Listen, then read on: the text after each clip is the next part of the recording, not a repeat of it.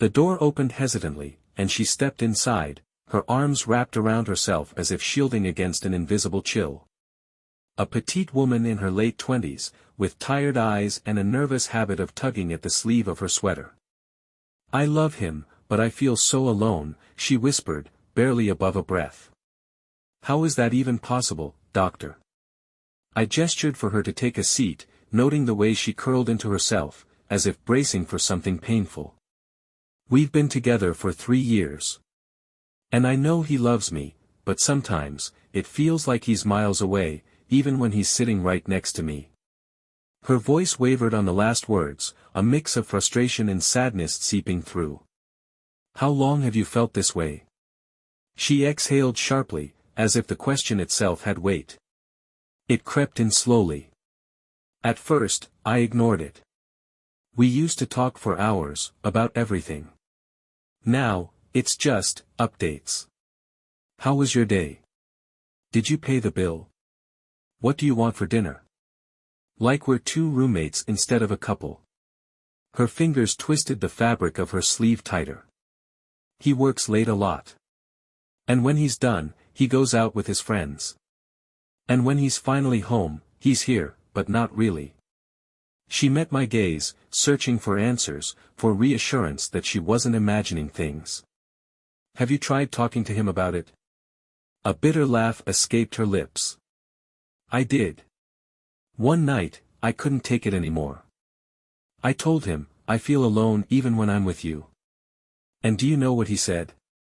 Her eyes glistened, and she looked away for a moment before continuing. "He was shocked.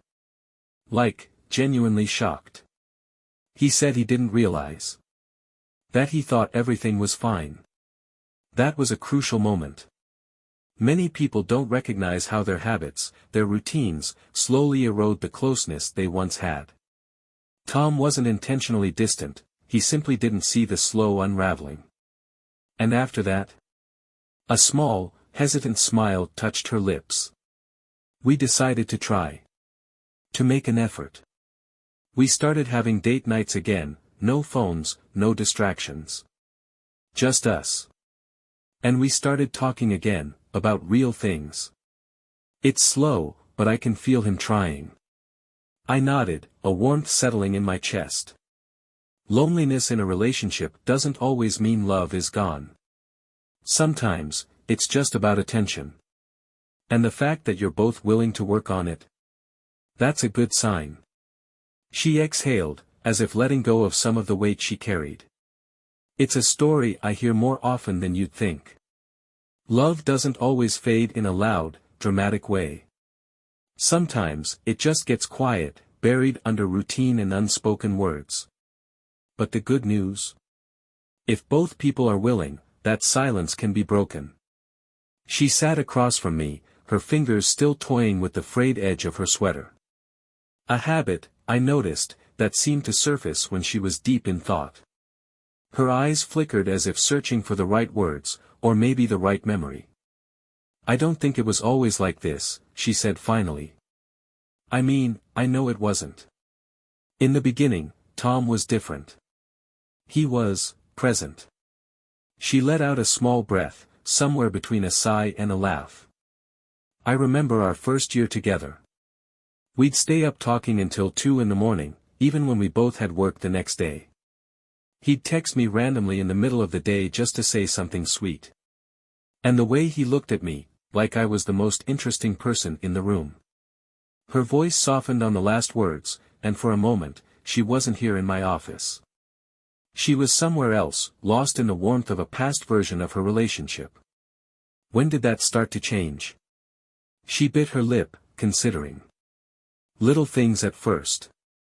He started working more, which I understood. He wanted to prove himself at his job, and I was proud of him. But then, the late nights became normal. And then the nights out with his coworkers. And when he was home, he was just, tired. Distracted." Her hands tightened into small fists in her lap. I started feeling like I had to compete for his attention. With his job, with his friends, with his phone. And I hated that feeling. I didn't want to be the kind of girlfriend who whines about not getting enough time. Her voice wavered, and she looked away, blinking rapidly. But I missed him. I missed the way we used to be. I didn't know how to say it without sounding needy, so I just waited. I kept thinking, this is just a phase. He's busy now, but it'll get better. Except it didn't. I watched as she swallowed hard, her jaw tightening. One night, we were sitting on the couch together, watching some show we used to love. And I realized. I couldn't remember the last time he had actually looked at me. Not just in passing, not just while saying goodnight. Really looked at me. And it hit me so hard that I had to go to the bathroom just to cry in private. Silence settled between us for a moment, the weight of her words hanging in the air. That night, I asked him if he even noticed how distant we'd become. And the worst part? He didn't. He thought everything was fine. She let out a short, hollow laugh.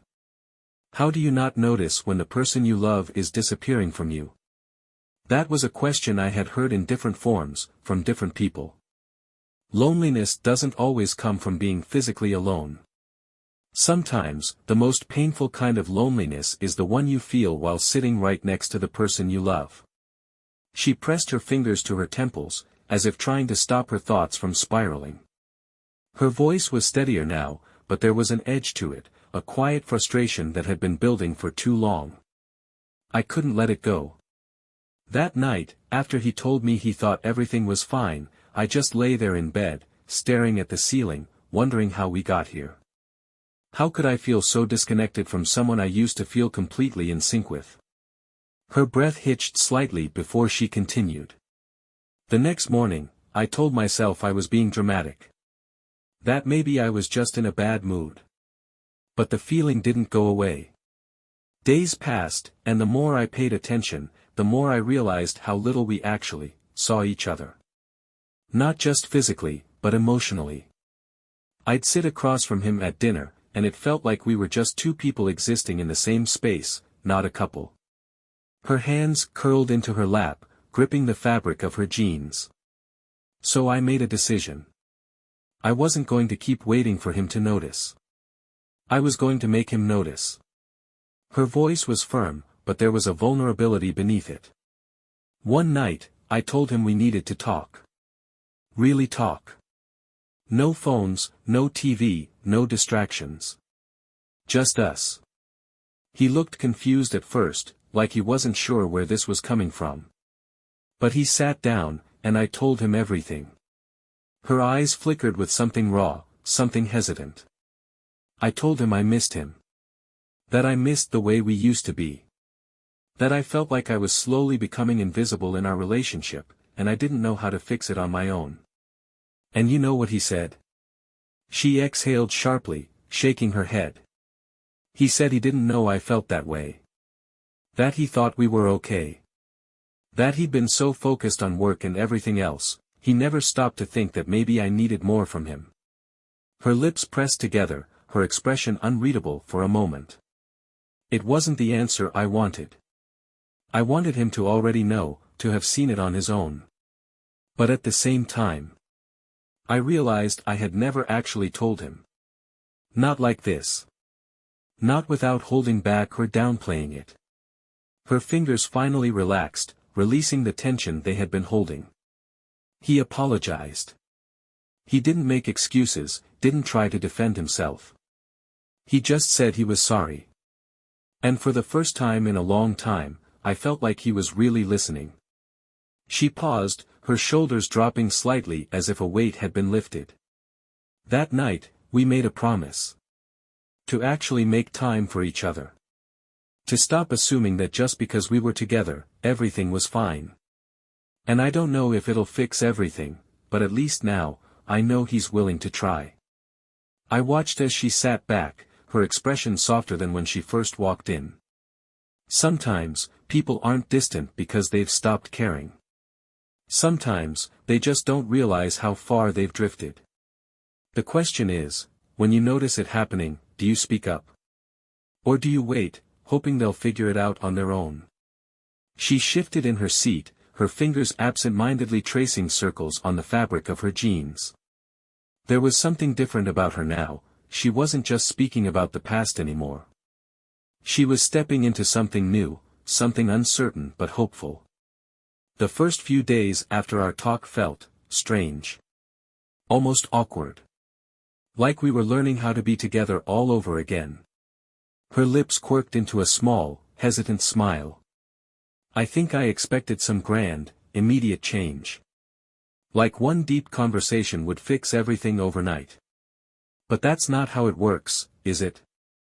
I shook my head slightly, allowing her to continue. So, we started small. Little things. One night, he came home early and suggested we go for a walk. It wasn't anything fancy, just a few blocks around our neighborhood. But for the first time in a long time, it was just us. No phones, no distractions. And I realized how much I had missed just being next to him without feeling like I was competing for his attention. Her voice softened, as if reliving the moment. Another night, he put his phone away during dinner. Completely. Not just face down on the table, not within reach. He actually left it in the other room. And I know it sounds stupid, but it meant so much to me. Because it wasn't something I asked for.